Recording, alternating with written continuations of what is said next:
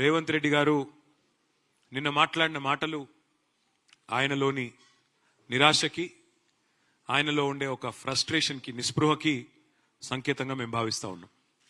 ఓటమి తప్పదు అని అర్థమైన తర్వాత ఏ నాయకుడికైనా, ఏ పార్టీకైనా ఆ భయంలోంచి, ఆ నిరాశలోంచి, ఆ నిస్పృహలోంచి వచ్చిన మాటలుగా వాటిని మేము భావిస్తూ ఉన్నాం.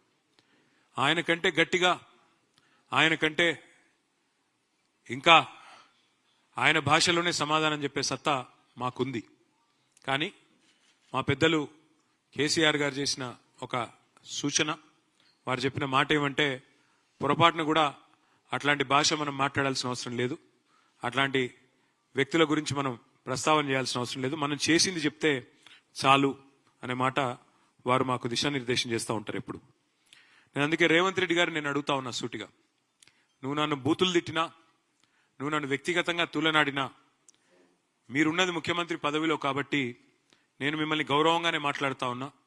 రేవంత్ రెడ్డి గారిని నేను సూటిగా అడుగుతా ఉన్నా, హైదరాబాద్ అభివృద్ధికి గత 10 ఏళ్లలో బీఆర్ఎస్ ఏం చేసిందో, గత 2 ఏళ్లలో నీ ప్రభుత్వం ఏం చేసిందో చర్చకు మీరు సిద్ధమా అని నేను అడుగుతా ఉన్నా. అట్లాగే మున్సిపల్ మంత్రిగా ఆనాడు కేసీఆర్